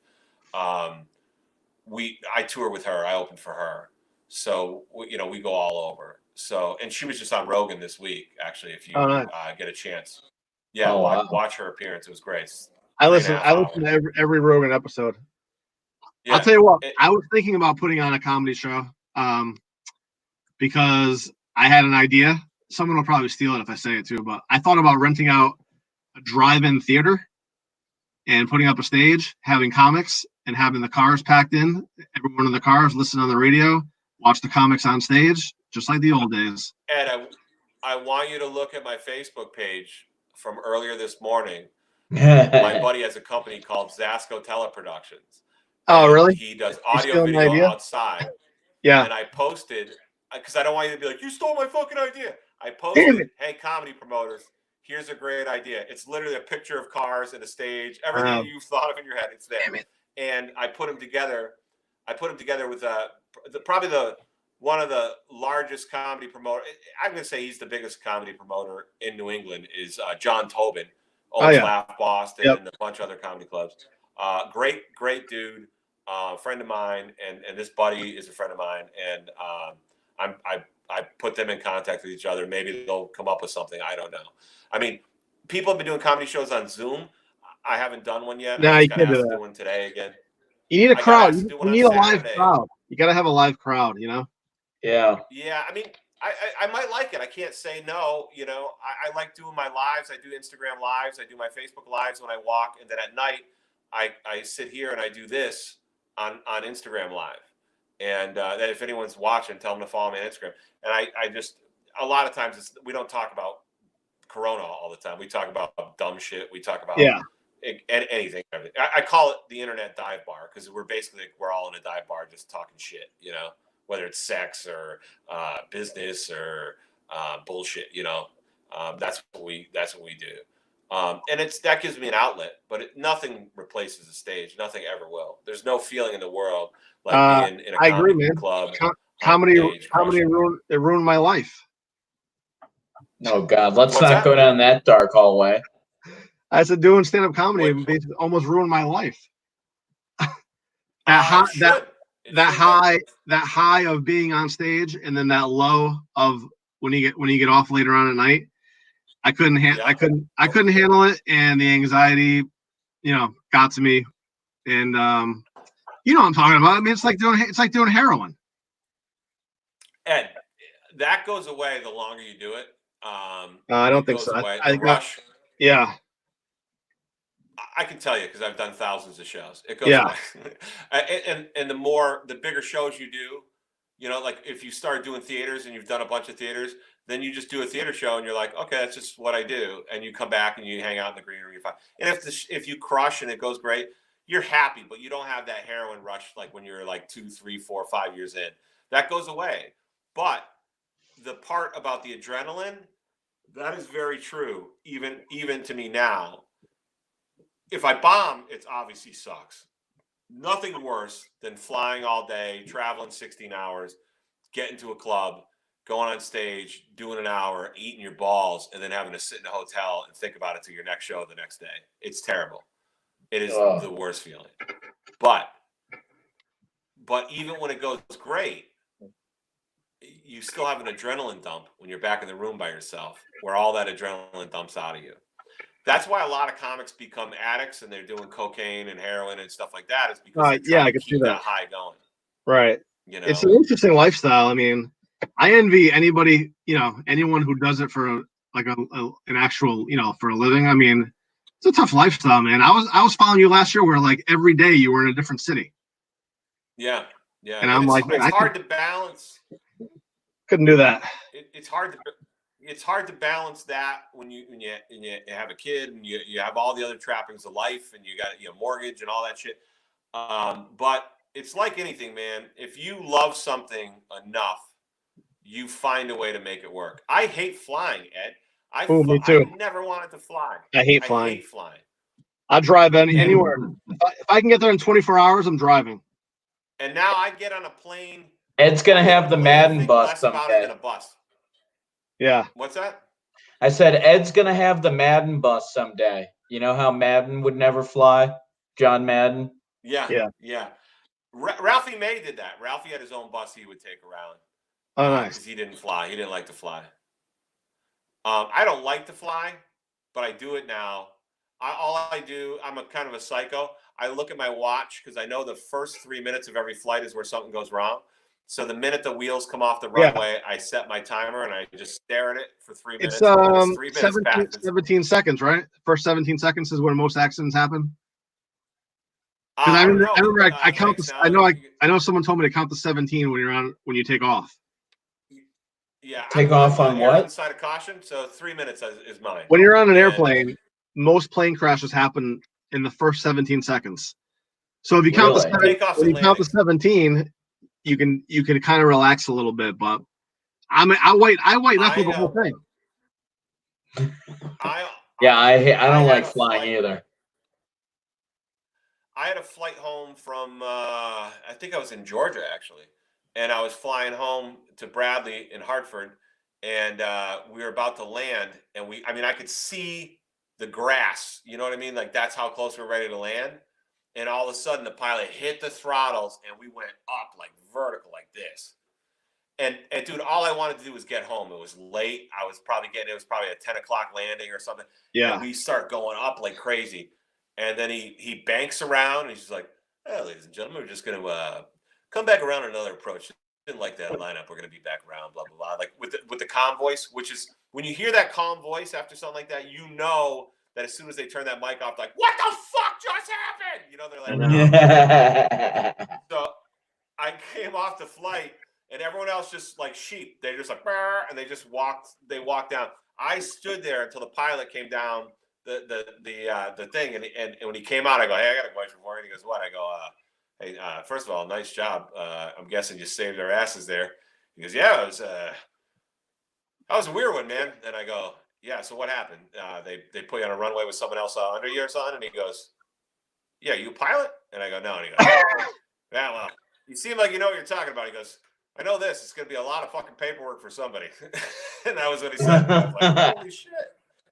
You know, I don't like it, dude. I don't like flying, and I like being around my family and friends. But if you love something that much, you're just like, listen, you know, you start to miss things. I used to golf. We talked about golf. I used to golf 30, 40 times a year. I Yeah. haven't picked up clubs in 5 years. I used to go to 40 Red Sox games a year. I'd be lucky if I go to 3 this year. You know, you just don't have time for other shit. Your friends forget about you. You know, like when they go out and shit, or they have a party or whatever, you don't get invited. If it's a rare night where you don't have a show, you're like, then you realize, oh yeah, they didn't invite me because I'm not around. They don't even think about me. You know, Yeah. the other 30 times No, it's a tough. I mean, it's a tough lifestyle. So it is, but it's also a great one. I mean, other comics, I like to bust balls with other comics, but legitimate, real comics. It's not delusional open micers who drive me crazy. What does that mean? What does that mean, though? What does that mean? Anyone who's been paid before, in my eyes, is a legitimate comedian. Not really. I mean, people who've let some blood out for this shit. People who've sacrificed some shit. We can see it in each other's eyes. People have been doing it 6, 7 years, and they're working professionally consistent. How about that? Not they've ever been paid. I mean, if I ask you, where are you next weekend, you know exactly what I'm saying, and you're going to tell me I got show here, show there, show here. Those people. I'll tell you what. Okay? One of the funniest comedians that I know is someone that no one knows, because he was somebody who he'll do a show every now and then. You might even know him because he knows a lot of the promoters, and every once in a while. But he just didn't want to do that lifestyle. Like, he didn't want to leave his family. He had kids, and he loves his kids. Who was it? He's a guy named Michael Coleman, and he's literally one of the funny. Like, I used to book shows. It would be me, Al Park, Steve McConey, and Michael Coleman would be our headliner. And he is one of the funniest people I've ever seen. He can do an hour and a half, no problem. But he just didn't want to live that lifestyle, And he's older now. But it's just so funny, like, when I think of him, and I'm like, man, that guy, he could have made it, but he just didn't want to. But let me explain something. That guy and I would not discount him from what I'm about to say. Yeah. People who have sacrificed for this, people who they don't have social lives on the weekends anymore because this is what they do. How about that? Those people who have given something at the altar of comedy. Those people, when we sit around and talk, I wouldn't trade all that shit in the world. Even when we argue, even when we talk shit, even when we don't, it is a brother and sisterhood like no other, and that becomes almost your family in some ways. Yeah, no doubt, man. Yeah, it because you all share it. Jesse May and I are like, we've shared shows. It's almost like you feel like we're not doing combat or anything, but when you talk about combat people born and bred, like Born in Fire and stuff like that, like, you have some sort of understanding for that. It's not the same. It's nothing like it, but you have some sort of understanding of that camaraderie that it takes. That oh, this is our 30th hour of travel this weekend. for 5 hours of shows. You start to understand, when you're doing that together, you it sucks, but you wouldn't trade it for the world, Yeah, it's a weird thing. Did you ever work in New York? Did you work in New York at all? Yeah, I stayed out of New York because I hate myself, and I always felt like I wasn't ready. And then Jess made me do a show in New York, and she put me on a lineup with. It was so funny because everyone else on this lineup, literally when I got on stage, all I said was, "I know, I'm the guy from the poster that everyone's like, who the fuck's this guy?" And they all laughed because they were all thinking it, because it made no sense for me to even be on the show. Who was on the show? Oh, jeez. It was not like we're gonna know. Angelo Lozado was hosting, who was the best. He was fantastic. He's a legendary New York guy. He passed. Jim Norton, I think, went first. Oh, Jim Norton was there? And then it was Gina Brion, who's a fucking beast. She's so good. And she has sitcom on CBS or ABC at the time or something like that. She had just done like Letterman or something. And then me, and then Big J Ogerson. So it was so fun because it was my worst nightmare, because it was always like, oh, no. But I mean, all the people that are in the city, most of them I work with, I see them out on the road, or I'll see them when they come through or whatever. I go down to the city maybe like 3-4 times a year, show my face. Once in a while I've jumped on a show, but it's for me, I just felt like I wasn't ready, and I'd rather be seen 10 years too late than 2 seconds too early. But that's not my own shit. That's why I don't have an album. That's why I don't have that stuff, is because I'm very hyper. I talk a lot of shit, but I'm very hypercritical of myself. Do you have any stuff? I couldn't find any stuff on you on YouTube, on like YouTube anywhere. Yeah, no, that's everyone. You're the millionth person to say it, and I'll have people that'll want to book me, and they'll be like, "Listen, I need a clip." Yeah, and I'm just like, "Yeah, I'm not going to give you a clip," because I'm like, I don't want it to go on YouTube. Very few times. Like, I've given clips out to very, very few times. Most of the time, if it's someone local, like if you call me up and you're like, "Marty, I'm doing a show. I want you to headline my show. I really need to see a clip." I mean, I know you well enough that I'd probably like, all right, well, here's a small clip of me doing whatever. But honestly, I'm like, dude, who else are you going to get? Like, clearly, if I'm doing this shit like around the country, like, I can't be terrible at it. I should be okay to do your fucking American Legion Hall. You know what I mean? Like, Yeah. And around here, I don't have to. I just ask people. I just say, well, then ask so and so, and they'll tell you if I'm okay enough for it or not.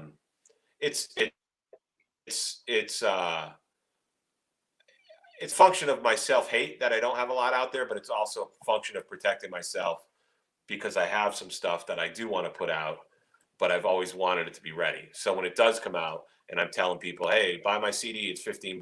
I know it's not going to CD, but buy my album or whatever, I won't feel like I'm ripping people off. I'll feel like you're going to get your money's worth. You know what I mean? There's nothing better than when you go to like a mic or whatever, and you hear other people's stuff that other people, that like people are reciting that they saw on YouTube, and I'm like, man, I've heard that joke before from somebody, and then I love that. All the time. I had one of mine end up on Conan, and got like 75 text messages from people about the joke. I won't say the joke, and I'm not gonna say the person, but it was very fun. I didn't know the guy, but he was at one show, and my phone was blowing up, and I was like, "What? They're like, what the fuck? I'm like, what am I gonna do? Sue him in joke court?" You know what I mean? I was like, yeah, it is what it is. It's not. I would have tried to. So I was like, that's all. I'll tell you what, that's a great. That is always a fun debate though, because I'm not gonna say, but I'm pretty sure George Carlin stole my joke. Well, he didn't steal it. He came up with the same joke that I told like 4 years earlier, and then he, put it in his book, and I'm like, I had that joke, and then I couldn't tell it anymore. I'll tell you what. Here's how we'll talk chops. What's the joke? Tell me the joke, and I'll tell you. Yeah, the joke was, I hate when people refer to their kids' ages in months. I don't go around telling people that I'm 300 months old. That was the joke. Okay. Easy joke, small, dumb premise. He didn't steal it from you. It's a commonality. Yeah, right. Absolutely. You're not the first person that thought that. Right. Now, if the joke you just told me, I'm not trying to piss on your parade, but if the joke you just told me was like, you were like, look, I feel like when you're using an electron microscope, Yeah. everyone always says, I would be like, meh. Like I would be like, meh.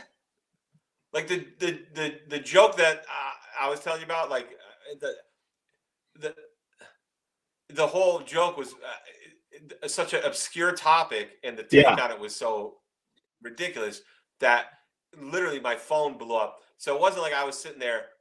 Like if Carlin came out and your phone blew up, and then you realize, oh yeah, I just did a show with Carlin like a year and a half ago. I did that joke, and he was like, "Great joke." Then you'd be like, "Oh yeah," but that's a very You just it's a killed funny Ed's dream. No, but you know what I mean. Like when that happens, and somebody who's more famous than you just can't use it anymore. You just got to accept it, regardless of if it's a commonality or not. You can't use you just can't use it anymore.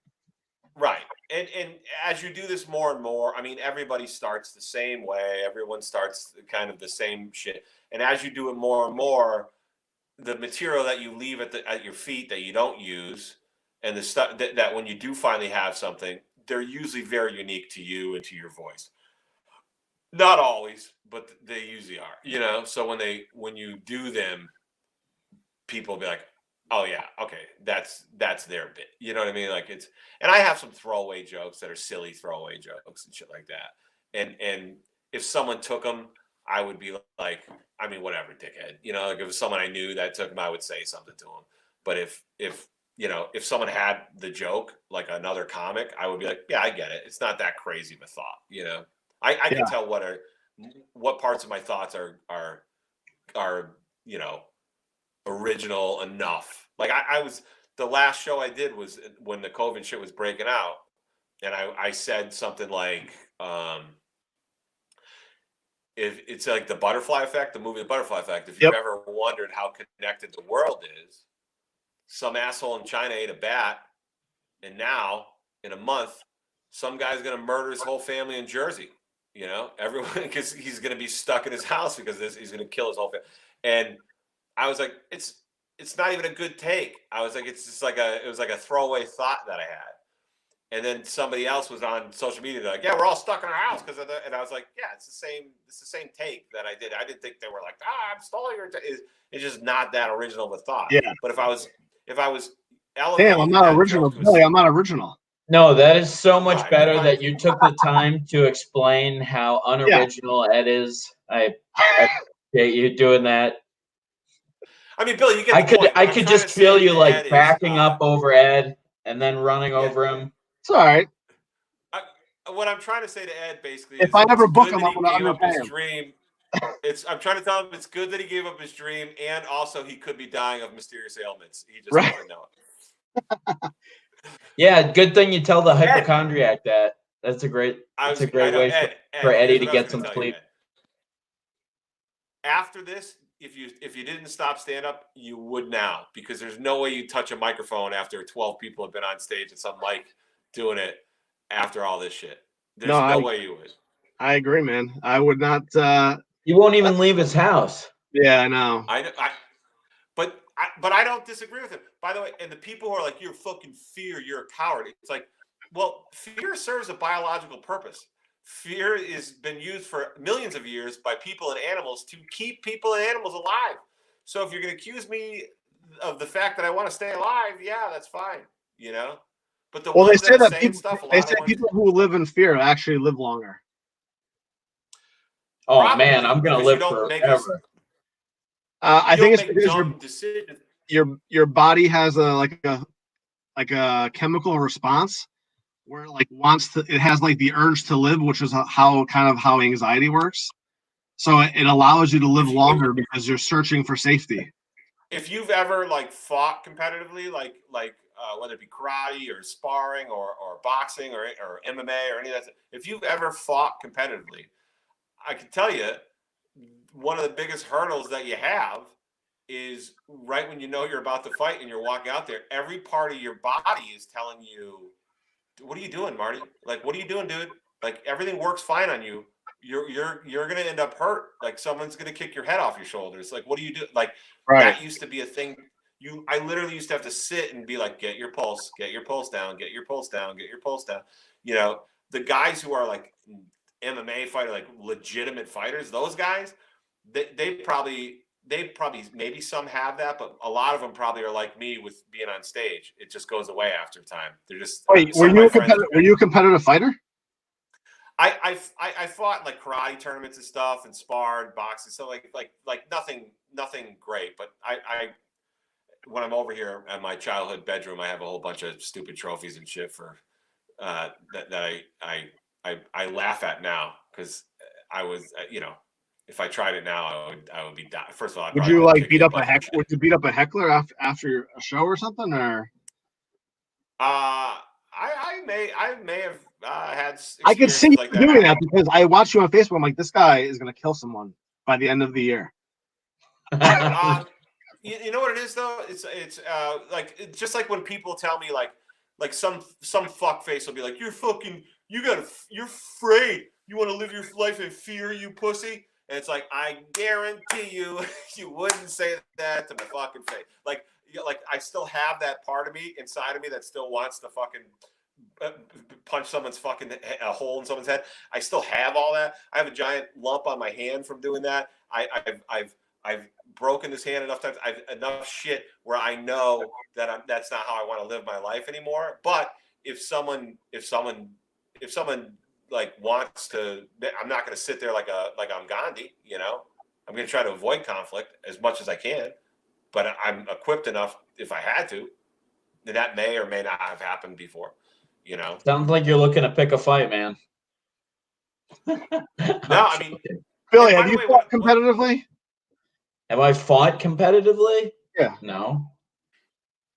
Does arguing on Facebook count? Forget competitively. How about this, you guys? Forget competitively. Have you ever been in a street fight in your life, even when you're a kid? Of course. I'd talk shit to everybody. Have you ever had I'll see you after school. We're meeting at fucking Timmy's fucking house. I'll see you on the fucking lawn. Have you ever had that? Oh yeah. And then you're walking there. It's the same thing. When you're walking there, like, what the fuck am I doing? I don't care how much shit you talk. You're not like, yeah, I can't wait to fuck this guy. You're saying that on the outside, but inside, this little thing inside of you, this biological evolution of fear inside of you is like, what are you doing, dude? What are you doing? What are you doing? You know, it's the same idea, same concept. You know, same shit. Right now, that same thing should be in you when someone's like, do you want to go to the movie theater? And you're like, I don't know, dude. I mean, we're having a party. No one knows about 45 people here. Are you going to come? I know. Oh, you afraid? Are you afraid, you big pussy? Are you afraid? Yeah, kind of. Because it's also not just my life. Imagine you got into a fight in Timmy's front lawn, and if you lost, the guy was going to go over and punch your elderly mom in the face. You know what I mean? That's what's at stake with this shit. It's not even so much me. Even when I wear a mask, half the time I'm not thinking about it protecting me. I'm thinking about protecting other people. Yeah. Same. When I'm walking in public, I'm like putting it on, like, you know, in front of the old people and all that. Wait, what do you consider public? Like, if I go for like in my yard, or if I'm like walking down the street, I'm not putting a mask on. Okay, I that's your right. Today. Yep. I walked in the woods today, and when I walked through a park to get to the back entrance of the park, and then I walked a trail no one usually does. But I had my mask on when I got out of my car and walked through the park. I had my mask on until I got down the first trail. And then when no one else was around, I took one loop off my ear and I just held it like this in case someone came on a bike or whatever, I could put it back up. And then when I noticed nobody was there, I said, fine. I took the whole mask off, folded it up, and I walked the rest of the trails. And on my way back, when I was getting back to that trail that I know there could be traffic on, I put one loop on my ear and then I put it on and I'm walking with it on. And I come around the corner, and there's two kids. They're probably like 17, fucking right there in the middle of the trail. What? Yeah. The guy's sitting on he's sitting on a tree stump, and she's on top of him. And I literally, it's awkward. How do you wait an hour and 40 minutes to tell us that? And neither of them have a mask on. Right. So I literally have my mask on, and I'm walking by, and I just go like this, and then I go, hello, you know, and they like turn like this, and I go, don't worry about it, just passing through. Good thing one of us had a mask. And they laughed, and then I just kept walking.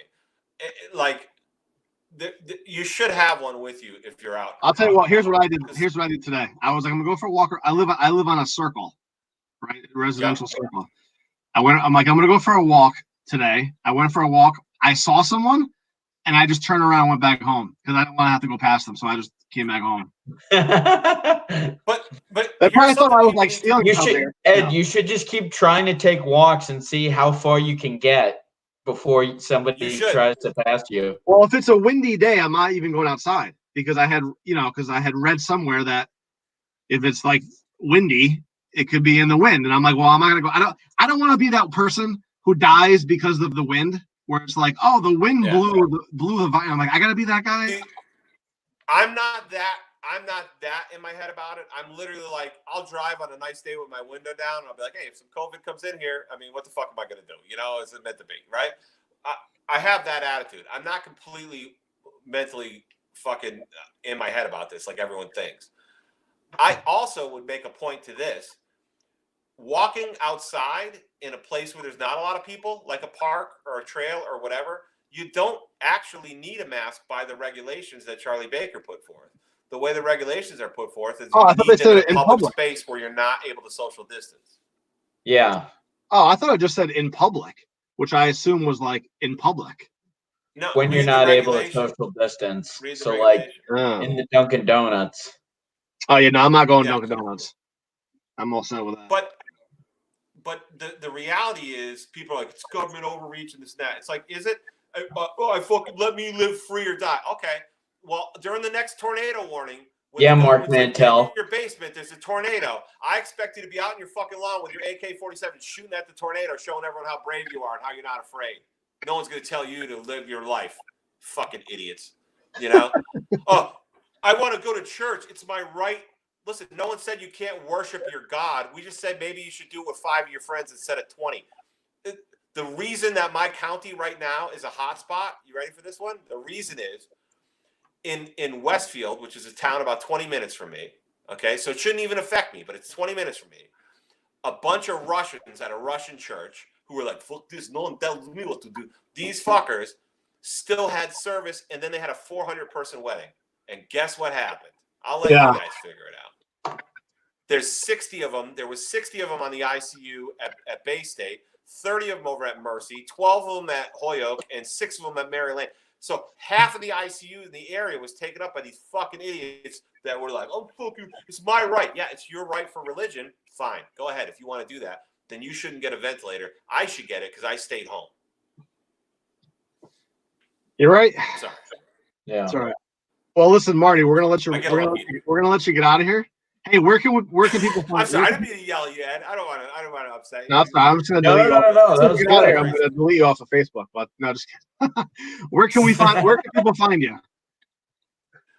You can find me on Facebook. I don't have a fan page. That weirds me. I just have friends. But if you have any shows in 2021 we can see you at? I have one in New York that hasn't got canceled yet in July down near the Meadowlands. I have hopefully in September in White Plains, New York with Jesse May. Oh, nice. I have a few, but my website's Marty Cap, just so you don't have to spell out my whole last name.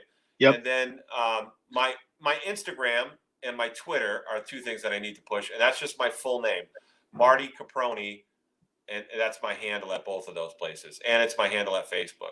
And if you add me on Facebook, just say, hey, I saw you on Ed and Billy's show, so that I know that you're not a weirdo. You can say, let me ask you this, which is the name of the show. Best name ever for a show. That's all right. Billy, it's a good thing that he told me that he was a competitive fighter, because I was going to totally talk shit from him after this. No. Listen to me. You would probably kick my ass, dude. I'm just saying, in my life experience, that's something I lived. I am an admitted pussy. Any of my friends, I used to ring announce for mixed martial arts. So, and like the organization I ring announce for was a feeder organization for the UFC. So like big names came through us on their way up. A lot of my friends fight in Bellator, which is basically like, that's professional, real deal shit. Yeah. On my best day, I would last 10 and a half seconds in a cage with one of those fucking animals. And even when there's a whole karate in a tournament, open tournament, or even sparring, even box spar. None of those things are remotely close to what most people who have any experience doing that are. So when you say competitive fighter, it makes it sound something that it's not. I'm just somebody that had that experience. Well, are you a fan of MMA? Well, yeah. I mean, they're like my fan. Like those people. All right, hold on. Like All right, real quick before you get out of here, me and Billy used to have this debate. Who would win? Okay. Who would win in the octagon? Ronda Rousey or Floyd Mayweather? Versus each other? Yeah, if they fought. Yeah, remember This when is Mayweather? so easy. No. Yeah. Okay. Now or Ronda Rousey in her prime? In her prime. Okay. In her prime, Ronda Rousey. And I'm going to tell you why. Wow, Billy, you're not going to like that answer. I'm going to tell you why. This podcast is on protest. It's a different world than if you ask me that question now. But I'm going to tell you this. I know what you're thinking. Floyd Mayweather, he's fast, lightning fast. He's got good hands. But he never really had a ton of knockout power in his hands, number one. Okay? Number two, Rousey's also fast. She's also a specialist in judo and grappling. So and she can wrestle. A specialist who can't even beat other women. But listen, Floyd's got no legs. He's never I'm going back. I believe he's been training for MMA. I believe that he probably has the last few years. But the world of boxing and MMA, if you just take and all it takes is someone to shoot a double on you and put you on your back, and I don't care how good your hands are, she's ripping your fucking arm out of the socket. That's just the way it's going to happen. Don't you think she wouldn't be able to touch him? I feel like she wouldn't be able to touch him. I mean, nobody can touch him. Not even guys can touch him. Let me ask you something. Has anybody ever in the boxing ring dove at his ankles? Is he good at throwing punches at his knees? He doesn't even know that angle. He doesn't even understand it. And he doesn't have legs and knees like a fighter does to keep you from doing that. Most fighters know, it's a Muay Thai guy. I'm probably not going to shoot on this guy because I've watched him knock out 8 people with his knees. I'm probably not going to shoot, so I won't shoot. But if you know somebody has no knees and so no legs, you're just going to shoot a double on him. You're going to fucking drop him. So if you had to put money on that fight, you'd put money on Ronda Rousey. In that fight, years ago, I put money on Ronda Rousey. If we did it today, I don't know I would, because I think Floyd's probably been training some MMA, and I know Ronda now has a ton of money, and she probably doesn't want to be punched in the face a lot. It turns out she doesn't really like that happening. But Ronda Rousey, for all the people who shit on her, was one of the most dominant fighters in UFC history at the time. The problem that happened to Ronda was she had some coaching that I don't think, I'm not going to say bad coaching, but she had some coaching that I don't think was I don't think was the smartest coaching for her skill set. She was convinced getting that her whooped hands by were Holly lead Holm. because they were. Well, Holly Holm was a boxer. She was a professional boxer. Wouldn't that be a better case for Floyd? No, because Holly Holm also fought Muay Thai. She had legs, she had feet, she had grappling, she had everything that she needed. So when Ronda did try to shoot, she did know how to punch angles. She did know how to throw knees. She did know how to kick. She fucking knocked Ronda out with a head kick. I've never seen Floyd knock anybody out with a head kick. Have you? No, but I just feel like she couldn't. I just feel like she couldn't touch him. It would have been interesting. I like you too, but I mean, I'm gonna tell you this: if they fought back in the day of her prime, she wins 9 out of 10 times. The one time I'm going to say she doesn't, or 2 times that maybe she doesn't, is if Floyd caught her just right on her way in. But you can't really catch someone smaller than you shooting a double on you. It's not an easy thing. And That's true. And if you don't have legs, you're not used to throwing knees and kicks. You're fucked. So now, if you take it today, I think Floyd's probably been training a little bit MMA. I know she probably is gun shy now and doesn't ever want to be punched in the fucking face again. So I'm going to say that might be a 50-50. That might be a 50-50. But I mean, one of my friends, my little friend Mary Jo, literally, she was a white belt at the time, but she had been doing jiu-jitsu for 2 years. We were fucking around grappling, and we all put money on it. We all put money on it whether or not I could survive 90 seconds with her not choking me unconscious. I did, but I'm going to be honest with you, it was not easy. And I was 50 to 60 pounds heavier than I am now. And it was not easy. And don't you think that Floyd Mayweather would kick your ass a lot faster than that, though? Floyd Mayweather would kick my ass so fast, my head would fall off the shoulder. Floyd Mayweather, anyone who's like, I could Floyd. Floyd Mayweather is one of the best boxers in history. Agree. He is a fantastic boxer. He's a defensive boxer. The way he rolls that shoulder, the way he picks his shots, they're precision shots. He doesn't expend a lot of energy. That's why he's not a knockout fighter. He's a smart fighter. He's not just a point fighter, but he doesn't exert himself.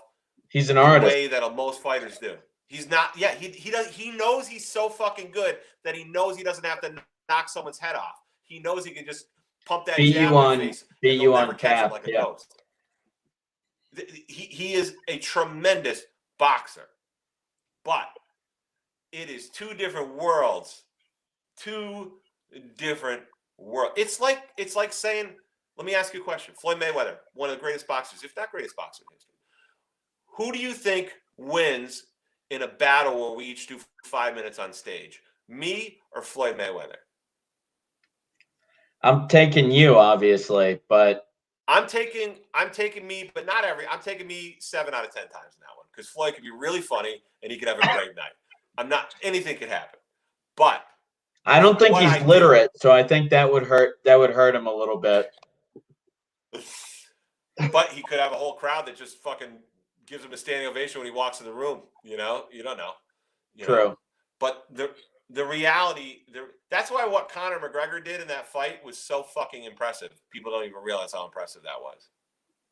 He literally gave Floyd a fight in his first boxing match ever. Yeah. I mean, I think Mayweather toyed with him a little. I think Mayweather let him go a little bit. I think he did. I think he did too. Conor McGregor is one of the most athletic and best fighters in MMA history, hands down. And I know Khabib. Now, here's the thing. Khabib fucked him up pretty good. I want to see the rematch. I think Khabib might still win. I don't know. But I know this. When you looked at what Khabib did to Conor in that fight, that's what Ronda would do to Floyd, but way faster. It's just people who can wrestle and do judo and do jiu-jitsu, who are specializing in getting people on the ground, they get you on the ground. And when they get you on the ground, you are in their world. It's like when a snake wraps around you and you're just, I don't care that you're a cheetah. You don't have your 4 legs anymore. I'm going to fucking eat your head. That's what they do. I like that visual. I mean, if you're an MMA person, if you like it, you're entitled to your opinion. It's fine. Even if it's wrong, you're entitled to it. All right, Marty. Hey, listen, buddy. I really appreciate you coming on the show tonight. Hey, I had a great time, guys. It's a pleasure. Yeah, it's great hanging with you, Marty. MartyCap.com. And that's where MartyCap.com. Follow me on Instagram. That's probably the big one because I do the live shows on Instagram a lot. I'm doing one tomorrow night with Steve Nagel from Rock 102. Nice. He's a great guy, good friend of mine. We're going to talk about our early days in comedy. I do that tomorrow at 9:00 at night.